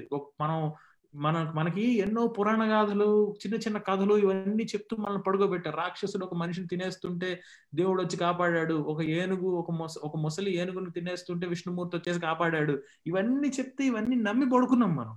మరి అలాంటి ఒక్క మిరకిల్ కూడా ఇప్పుడు ఎందుకు జరగలేదు? ఆ దిశ అనే అమ్మాయిని ఒక నలుగురు అంత దారుణంగా హింసిస్తుంటే ఏ దేవుడినైనా ఆమె తలుచుకోకుండా ఉండుంటుందా? అరే కాపాడరా అని అనుకోకుండా ఉండుంటుందా? మరి దేవుళ్ళంతా ఏం చేస్తున్నారు? అసలు ఎక్కడున్నారు? ఏమన్నా అంటే గత జన్మ అంటారు. అసలు నిజంగా ఈ గత జన్మ ఉందా? పాస్ట్ లైఫ్ ఉందా? కర్మఫలం ఉందా? కర్మ సిద్ధాంతం ఉందా? అసలు ఏంటి? ఇన్ని ఆలోచిస్తుంది మనసు. అలాంటప్పుడు మనలో ఉన్న రచయిత ఏం చేస్తాడు? ఏం చేయలేడు. వాడు చేతులు వెనక్కి పెట్టేసుకుని అటు ఇటు తిరుగుతూ ఉంటాడు. నాకు ఏదో ఒక వే అవుట్ కావాలి. సో నాలో ఉన్న రచయిత కన్నా నాలో ఉన్న మనిషే అలాంటి వాటికి ఎక్కువ స్పందించి ఏమీ చేయలేక నిట్టూర్చి అమ్మకో నాన్నకో ఫోన్ చేసి మనసు ఏం బాగాలేదని చెప్పుకుని నిద్రపోవడం తప్ప ఏం చేయలేకపోతుంది. అంటే I think the way question నాకు అర్థమైంది ఏంటంటే, ఈలో ఉద్వేగం వల్ల వచ్చే బాడీ కాల్ దాన్ని ఎప్పుడన్నా ఒక వర్డ్స్ కింద ఒక చాలా సార్లు చేశారు, రాసుకుని ఉన్నాయి సార్లు. ఇప్పుడు జనగణమన జనమెరిగినదైన జన మరణము అది ఆపినదా, జనగమనము హింసే గమ్యం అన్నది రుజువే చేయాలా, గడిచిన ఘన చరిత్రను ఎవరైనా శాంతికి మరుపదమనగలరా, దేశాన్నే ఓ స్త్రీగా మలచి భరతమాతగా పిలిచిన ఖ్యాతి, నవ సమాజమున ఏ స్త్రీ ఎదలో తగ్గించిందని ఎదిగే భీతి, ఒక క్షణమున జాతీయ గీతాలు వినసొంపుగా తెగ పాడేస్తున్నాం, మరు క్షణమున మన చెవులను దులిపి మదపు టేనుగులా విరుచుకుపడుతున్నాం. ఇలా వస్తుంటాయి కొన్ని. కానీ మనం ఎంత వెళ్ళగక్కితే ఏం లాభం? అక్కడ ఏం న్యాయం జరగనప్పుడు. గదిలో కూర్చొని నేను కాగితం మీద రాసుకోవడం వేరు, నా అంతటి నేను బయటికి వెళ్ళి నా గొంతు ఎత్తి అరవడం వేరు కదా. ఆ వాయిస్ రైజింగ్ కెపాసిటీ రావాలి మనుషులకి. When a powerful person is rich and ruling the world and he is an idiot, you cannot do anything. That is our situation right now. మన గొంతెత్తితే మన పేక పిసికేస్తారు అని తెలిసినప్పుడు ఇంకేం చేస్తాం? వాళ్ళు పిసుకుతుంటే అరుస్తూ కూర్చోవాలి అంతే. అదే మన సమాజంలో ఉన్న పరిస్థితి ప్రస్తుతం. And most importantly all the facts are twisted these days. You cannot trust anything. ఒక సందర్భానికి పెయిన్ అనుభవించిన వాడి కోణం ఒకటి ఉంటుంది, ఆ పెయిన్ కలిగించిన వాడి కోణం ఒకటి ఉంటుంది. ఈ రెండింటికి అతీతంగా ఒకటి ఉంటుంది, అదే నిజం. ఇప్పుడున్న మీడియా నిజాన్ని చంపేస్తుంది. సో ఏది నిజమో ఏది అబద్ధమో తెలియక మనిషి నలిగిపోతున్నాడు ప్రస్తుతం. Thank you, Andy. Thanks for sharing this one. It was one of the important questions that we thought it was need to be addressed. But I totally agree with you on that, most of the points you said. So my audience andarki kuda thank you, Andy, for watching. Please send your questions to Kitu garu. We will ask one after the other. Inkoni questions unnai. We will be addressing them. Please do send, and thanks for watching. So recent గా అందరినీ బాగా దిగ్భ్రాంతికి కలిగించిన విషయం బాలుగారు లేకపోవడం అనేది. So ఆయనతో మీకేమైనా అనుబంధం ఉందా? కలిసారా? ఎస్పి చరణ్ గారి ప్రొడక్షన్ లో ఒక సినిమా 2 పాటలు రాశానండి. ఒక పాట చరణ్ గారు పాడారు, ఇంకో పాట బాలు గారు పాడాల్సింది. అది సినిమా డ్యూరేషన్ లెంత్ ఎక్కువైందని చెప్పి ఆ పాటను తీసేశారు. సో నా పాట ఆయన పాడే అదృష్టం అప్పుడు కోల్పోయాను నేను అప్పటికప్పుడు. అది ఆడియో లాంచ్ ఫంక్షన్ లో కూడా చెప్పాను నేను ఆయన కలిసినప్పుడు, వ్యక్తిగతంగా కలిసినప్పుడు ఆయన, మీరు ఏదో ఒక రోజు నా పాట పాడతారని నాకు చిన్న అత్యాస ఉందండి అంటే ఆయన భుజం మీద చేసి, అత్యాస ఏంటి నాన్న, నువ్వు చిన్నపిల్లల్లో ఉన్నావు, అలాంటి మాటలు ఏంటో మాటలు, అసలు అలా కాదు, నీకు బోల్డ్ భవిష్యత్తు ఉంది, నువ్వు బోల్డ్ పాటలు రాస్తావు, నేను బోల్డ్ పాడతాను, ఏదో రోజు జరుగుతుంది ఇది అని చాలా చెప్పారు. 4 సంవత్సరాలుగా ప్రతి సంవత్సరం ప్రతి సినిమాకి ఏ పాట రాసినా ఇది బాలు గారు పాడొచ్చా, అలాంటి పాసిబిలిటీ ఉందా అని ఆశగా ఎదురు చూసేవాడిని త్రూఅవుట్ 4 years. సో ఈ ఇయర్ ఒక సినిమాకి రాయడానికి ఒప్పుకున్నప్పుడు అది బాలు గారు పాడితే ఎలా ఉంటుందని డైరెక్టర్ అడిగారు నన్ను. ఎప్పుడు ఫిబ్రవరి ఎండ్ టైంలో. చాలా ఎక్సైట్ అయిపోయాను, ఫైనల్లీ డ్రీమ్ ఫుల్ఫిల్ అయిపోతుంది. అది మార్చ్ లో లాక్డౌన్ వచ్చింది, ఆగస్ట్ లో ఆయనకి ప్రాబ్లం వచ్చింది, సెప్టెంబర్ లో ఆయన చనిపోయారు. ఇప్పుడు ఆ పాట ఉన్నా ఆయన గొంతు ఉండదు. సో ఇన్ఫాక్ట్ అరరే మనసా పాటకు కూడా వివేక్ సాగర్ ఒక పాయింట్ లో అన్నాడు కూడా, ఇది ఎస్పి బాలు గారు పాడితే ఎలా ఉంటుంది, శ్రీరామ్ పాడితే ఎలా ఉంటుంది, ఈ డిస్కషన్స్ వచ్చాయి.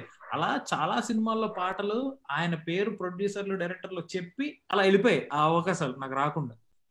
అది కొన్ని ఆనందాలు అందరి ద్రాక్షలుగా ఉండిపోతేనే అందమేమో సార్. అది ఫుల్ఫిల్ అయిపోయి అకాంప్లిష్మెంట్ వచ్చేసి ఉండేదేమో నాకు. కానీ ఆయన ఉంటే బాగుండేది సార్ నిజంగా. అంటే నేను ఏమనుకున్నానంటే ఆగస్ట్ లో ఆయనకి ప్రాబ్లం వచ్చిందని తెలిసినప్పుడు, సర్లే ఇంతకు ముందు ఉన్నంత ఫ్రీక్వెన్సీలో ఆయన పాడకపోవచ్చు, కానీ తగ్గిపోయి ఇంటికి వచ్చేస్తారు, ఆ పాడితే తీగలు కూర్చొని కనిపిస్తూ ఉంటారు, అలా అనుకున్నా కానీ మీకు ఇందాక చెప్పాను చూసారా, ఒక దారుణం జరిగితే అది జరిగింది అని ఇంకా మనసు నమ్మదు. నాకు ఇంకా నమ్మకం కుదరట్లే ఈజ్ నాట్ దేర్ అని. ఎందుకంటే నేను మా వదినతో ఉంటాను మా ఇంట్లో, మా పెద్దమ్మ వాళ్ళ ఇంట్లో ఉంటాను నేను ఇప్పటికీ కూడా. మా వదిన నేను కూడా సరదాగా తను వంట చేసుకుంటూ రేడియో వింటున్నాం, పాటలు వింటున్నాం, వింటేజ్ సాంగ్స్. పాట స్టార్టింగ్ మ్యూజిక్ వచ్చినప్పుడు అదేం పాట గెస్ట్ చేయాలి, మేము ఎదురు అలా ఆడుకుంటూ ఉంటాం సరదాగా. అందులో 99% ఇళయరాజా గారు, బాలసుబ్రహ్మణ్యం గారు, రాజకోటి, బాలసుబ్రహ్మణ్యం వీళ్ళవే ఉంటాయి పాటలు.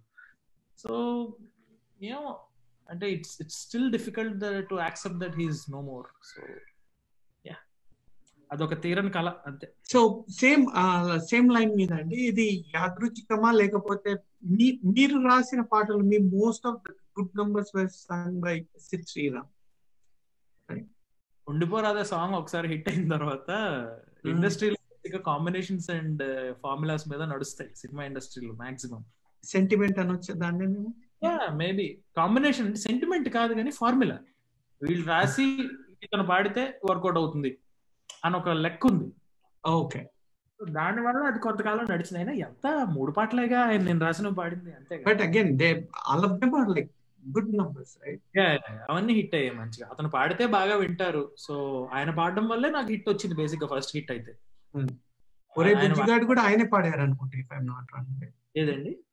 ఒరే బుజ్జిగాడు ఆయన పాడారు. So this question is from Sridhar Beeravalli అండి. Sridhar Beeravalli garu, what take it to what's your state of mind when penning the pillow lyrics? I mean you know such a beautiful lines, and how do you write them up? What's your best place to write lyrics, and what mood, what atmosphere you like when you write the lyrics? Manase murisina egase alalaga. ఆయన ఇంకా 4 లైన్లు పంపించారండి. నాకు అది కొద్దిగా English లో చదవడం కొద్దిగా కష్టం అవుతుంది దానికి, అందుకోసం. ఓకే, లేదండి నాకు ఈ పలానా ప్లేస్కి వెళ్ళి లిరిక్ రాయాలి అని, పలానా టైంలో రాయాలని, పలానా చోటు కూర్చొని రాయాలని లేదు. ఒక కొటేషన్ ఉంది, being a good writer is being able to work on a bad day. So అది సంబంధం లేదు దానికి దీనికి. మనం ట్రైనర్స్ దగ్గర కూర్చొని కూడా గోదావరి పరిమళాల గురించి రాయగలగాలి, అప్పుడే మనం గొప్ప రచయితలు అవుతాం. నేను ఇంకా మామూలు రచయితనే, గొప్ప రచయిత అయ్యే ప్రాసెస్ లో ఉన్నాను, అవుతాను ఒక రోజు, ఏదో ఒక రోజు. And coming to what inspires me, నా దర్శకుడు నాకు ఇచ్చే సందర్భమే నాకు గొప్ప ఇన్స్పిరేషన్. ఆ పాత్ర, ఆ సందర్భంలో ఆ పాట పాడటానికి గల కారణాలు ఏంటి అని ఊహించుకుంటూ నన్ను నేను ఆ పొజిషన్ లో పెట్టుకుంటా. నన్ను నేను ఆ సిచ్యువేషన్ లో పెట్టుకున్నప్పుడు, బీట్ రొమాన్స్ ఆర్ బాధ, శృంగారం, ఏదైనా, అది ఏ ఎమోషన్ అయినా, నేను ఆ సందర్భంలో ఎలా బిహేవ్ చేయాలనుకుంటానో అదే పాటలో రాస్తాను. సో నాకు ప్రత్యేకమైన కండిషన్స్, పొజిషన్స్, రిక్వైర్మెంట్స్ ఏం లేవు. ఆ పాటలో సందర్భం ఎంత బలంగా ఉంటే పాటలో సాహిత్యం అంత గొప్పగా వస్తుంది, అంతే అండి, అంతకు మించి ఏం లేదు. థ్యాంక్స్ అండి. Again there are few more questions. Audience ki entante, thank you everyone for joining. Please send your questions. We will be asking Kittu garu. So we will పంపించండి, and thanks for joining again. So మీరు let me first I think can I say Saheba Subramaniam was your full movie where you have been a writer, dialogue writer and everything? Is it a first movie? Can I say that? Best actors and Saibaba Subrahmanyam ఈ రెండు ఒకే రోజు sign చేసిన projects, పొద్దున్న ఒకటి సాయంత్రం ఒకటి. ఆ రెండు ఆల్మోస్ట్ ఒకే మంత్ గ్యాప్ లో రిలీజ్ అయ్యాయి, ఒకటి 1 month gap. So so how was your experiences? మీ అంటే ఇది బేసికలీ సాహెబ సుబ్రహ్మణ్యం అనేది I think that is when I spoke to you personally for a long time. నేను అది డిస్ట్రిబ్యూషన్ రైట్స్ కానీ వీటి కోసం అనేది, ఇప్పుడు మీరే నాకు ఆయన ప్రొడ్యూసర్ గారి నంబర్ ఇచ్చారు. I think is a doctor in UK or somewhere. So I happened to speak to him at that point of time. So కాకపోతే మీది ఇది actually it is a Shashi garu is MS Narayana గారి doctor, and it is a Malayalam movie if I'm not wrong, right? Malayalam cinema. So మీకు ఆ process లో రాయడం అంటే మీకు ఆ ట్రాన్స్లేషన్ కానీ మలయాళం నుంచి మీరు అర్థం చేసుకోవడం, సో అదంతా ఆ ప్రాసెస్ అంతా ఎలా జరిగింది? How did that happen? సినిమా చూసాను. సినిమా ఓకే. చూడమన్నారు, చూసా. చాలా సందర్భాల్లో నేను రెఫరెన్సెస్, ట్రాన్స్లేషన్స్ చూడను. చూసేసానని చెప్తాను కానీ ఎవరైనా డైరెక్టర్లు ఏదైనా సినిమాకి కథ డైలాగులు రాయమన్నప్పుడు ఓసారి ఈ సీన్ చూడు నీకు బాగా అర్థమవుతుందని నేను అది చూడను. అది చూస్తే ఆల్రెడీ వాళ్ళు చూసిందే కదా. ఇప్పుడు గుళ్ళో ఉన్న శివుడి బొమ్మను చూసి నేను ఇంటికి వచ్చి అదే శివుడి బొమ్మను వేస్తే ఆ బొమ్మ ఈ బొమ్మ ఒకటే అవుతుంది. కానీ నేను మనసులో శివుడిని ఊహించుకుంటే నేను చాలా చోట్ల ఊహించగలుగుతాను. సో నాకు దాని సారం కావాలి కానీ ఆ సీన్ యాజ్ ఇట్ ఈస్ గా నాకు వద్దు. అలాగే నేను ఆ సినిమా కూడా చూడలేదు, మలయాళం సినిమా. కానీ అది నా మొదటి సినిమా డైలాగ్ రైటింగ్ గా కాబట్టి ఎంఎస్ నారాయణ గారు నాకు కూర్చోబెట్టి పక్కన, సినిమా రైటింగ్ అంటే ఒక పేపర్ని ఇలా ఫోల్డ్ చేసి లెఫ్ట్ సైడ్ మనం క్యారెక్టర్ నేమ్స్ రాస్తాం, రైట్ సైడ్ డైలాగ్ రాస్తాం, లెఫ్ట్ సైడ్ యాక్షన్ పార్ట్ రాస్తాం, ఇది నువ్వు ఫాలో అవ్వాలనుకుంటే అవ్వచ్చు అని నాకు ఆయన నేర్పారు ఫస్ట్. అది నేర్పినప్పుడు నాకేంటంటే నాకు ఒక నవల్ రైటింగ్ లాగా ఇష్టం. నవల్ చదివేటప్పుడు ఎలా రాస్తామో నాకు అలా రాసేయడం ఇష్టం. ఆ టైంలోనే నాకు సెల్టెక్స్ సాఫ్ట్వేర్ కనిపించింది. సో నేనంటే సెల్టెక్స్ లో రాసుకుంటే ఏమవుతుందంటే, మీరు ఇప్పుడు పేపర్ మీద రైట్ లెఫ్ట్ ఫార్మాట్ లో రాస్తే దాన్ని స్కానింగ్ చేసి వాళ్ళకి పంపడం అదో పెద్ద తలగే నొప్పి. పెద్ద పేపర్లు వేస్ట్, పేపర్లు వేస్ట్ అవుతాయి. అన్ని చెట్లు కొట్టేస్తుంటే మనసు బాధగా ఉంటుంది. సో అందుకే నేను సెల్టెక్స్ ఫార్మాట్ ఇచ్చి నేను చెప్పాను ఆయనకి, సార్ ఇలా సెల్టెక్స్ అని ఒకటి ఉందండి, అదేదంటే మీకు మాగా అదేనా తేడా, మీరు కంఫర్ట్ ఎక్కువ చూసుకుంటారు సరే కానీ అన్నారు. ఆయనతో అసోసియేషన్ లో చాలా నేర్చుకున్నాను నేను. యాక్చువల్లీ చాలా శాంత స్వభావి ఆయన. ఎంత ఓర్పు అంటే మనిషికి. అన్ని కూర్చోబెట్టుకుని తన కొడుకు చెప్పినట్టు వివరంగా చెప్పేవారు. సినిమా ఇండస్ట్రీ ఇలా ఉంటుంది, ఇలా జాగ్రత్తగా ఉండాలి, అది ఇన్ఫ్లుయెన్స్ అవుతావు, ఇలాంటివన్నీ చెప్పేవారు సరదాగా ఆయన. సినిమా రిలీజ్ అయ్యే టైం కూడా ఆయన లేకపోవడం చాలా బాధ కలిగింది. Very unfortunate. I heard her. I mean, Shashi Gari. I mean, సినిమా మలయాళం తట్టతిని మర్యాద సినిమా it's a very poetic movie. It's a visually poetic film. అందుకే నాకు చాలా విపరీతంగా నచ్చేసి నాకు ఇప్పటికీ చాలా డైలాగులు గుర్తుండిపోయాయి ఆ సినిమాకి రాసినవి, చాలా మాటలు. సో అది చాలా ఇష్టపడి రాసిన సినిమా అది బాగా. సో ఇంకొకటి ఇది నాకు బాగా గుర్తు, మీది సైరత్ మూవీ పాటలు. మీరు ఒక్కసారి మీకు అప్పుడు ఫేస్బుక్ ఏదో ఉండేది అనుకుంటాను, ఐఎమ్ నాట్ షూర్, మీరు షేర్ చేశారు యాడలాగ్లీ అనేది ఒక పాట గురించి. So and there was another Chinmayi garu పాడిన ఇంకొక సాంగ్ గురించి మీరు షేర్ చేశారు. Actually there are couple of songs మీరు షేర్ చేశారు అనమాట. So what is your best and favourite other language songs that in recent times అని నేను చెప్పను, లైక్ లాస్ట్ ఫ్యూ ఇయర్స్ లో? చాలా ఉన్నాయండి. హిందీలో కూడా చాలా ఉన్నాయి. చిన్నప్పటి నుంచి హిందీ పాటలు కూడా వినేవాడిని. ఇది హిందీ కాకుండా let's regional like Marathi, Kannada, పాట నాకు విపరీతంగా నచ్చింది. That's the first Malayali song that I mean Marathi song that I hooked on to. ఎన్నిసార్లు అని అనిపించింది అదే ఫస్ట్ మరాఠీ సాంగ్. అసలు ఆ ట్యూన్లు వింటుంటే నాకు దాన్ని ఏమంటారు, ఆ ఫీలింగ్ ని అలెక్సిథైమియా అంటారు. అంటే మనకి లోపల ఏం జరుగుతుందో చెప్పలేము, అది ఒక అందమైన కలత. అది ఏదో జరిగిపోతుంది అదేంటి అని మనం ఒక చిన్న ఆత్మన్యూనత భావంలోనూ ఒక చిన్న సింహావనంలోకంలోనూ ఉండిపోతాం మనం. సో అలాంటి ఎమోషన్ నాకు కలిగించింది సైరత్ లో ఉన్న యాడ్లాగ్లే అనే పాట. అది ఎందుకు బాగుందో మనకు అర్థం కాదు, ఆ రీజన్ వెతుక్కోవడంలో మనల్ని మనం కోల్పోతాం చాలా సార్లు. అలాంటి పాట అది నాకు. That's true. So Kitty garu, thank you for your time, Andy. So I think we are up for the time, almost 1 hour అయిపోయింది. So before we leave, one quick question. What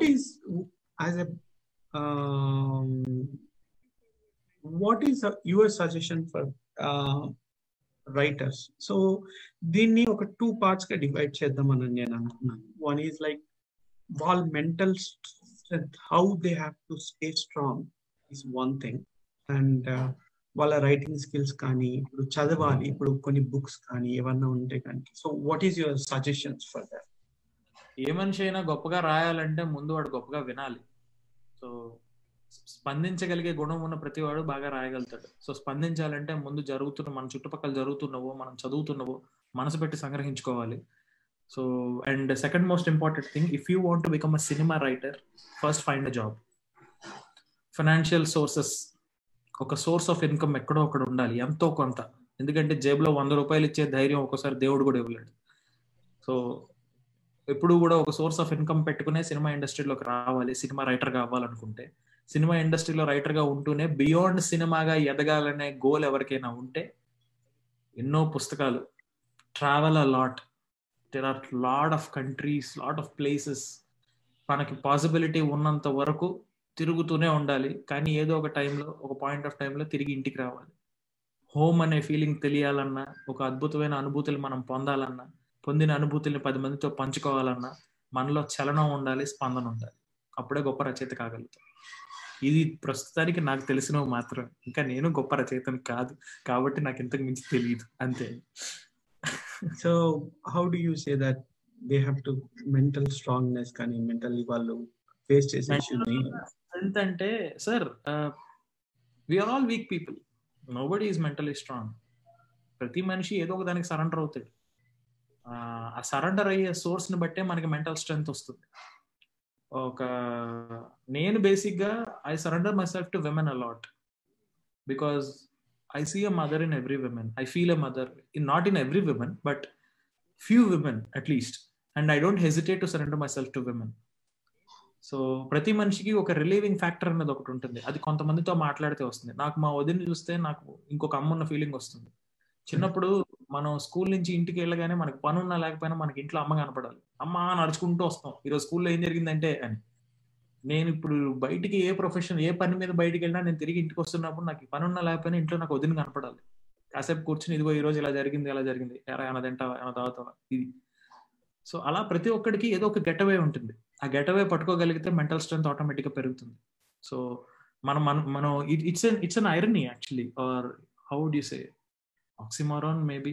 ఏంటంటే మనం లవ్ లో ఉన్నప్పుడు, ఒక మనిషిని ప్రేమించినప్పుడు, ఆ మనిషిని ఎంత ఫ్రీగా వదిలేస్తే ఆ మనిషి మనకు అంత బౌండ్ అయి ఉంటారు.